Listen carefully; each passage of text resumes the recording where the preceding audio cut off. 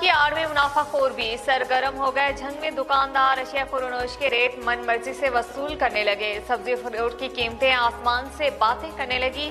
शहरियों की परेशानी में मजीद इजाफा हो गया, जबकि जिले इंतजामिया ने भी खुद साख्ता महंगाई करने वालों को छूट दे दी।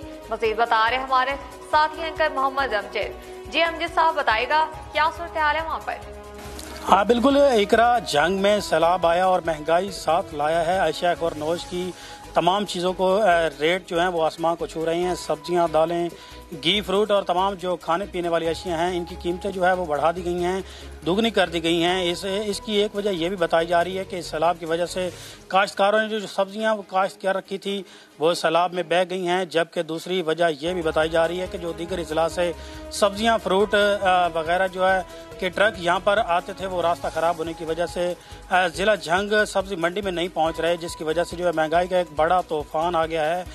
टमाटर 300 रुपये फ़ी किलो फ़रोख्त हो रहे हैं। इसके अलावा जो है प्याज भी 3 सेंचुरियाँ क्रॉस कर चुके हैं। इसके अलावा जो है अदरक, लहसुन 400-450 रुपये किलो के हिसाब से जो है फ़रोख्त हो रहे हैं। जंग में पहले भी जो है सैलाबी सूरत हाल की वजह से आवाम काफ़ी परेशान है, जबकि महंगाई के इस तूफ़ान ने आवाम को मज़ीद परेशान कर दिया है।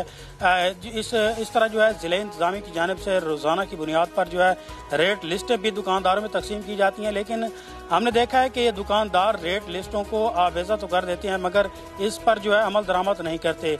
जबकि कुछ दुकानदार इन रेट लिस्टों को जो है रद्दी की टोकरी में फेंक देते हैं और अपनी मन मानियों के रेट जो है वो वसूल कर रहे हैं। शहरियों ने ज़िले इंतज़ामिया से जो है रोज़ाना की बुनियाद पर दुकानदारों को चेक किया जाए और खुद साख्ता महंगाई करने वालों के खिलाफ जो है अमल दरामद किया जाए। जी बहुत शुक्रिया मोहम्मद अमजद साहब, आप हमें झंग से अपडेट कर रहे थे। सफदराबाद में जमात इस्लामी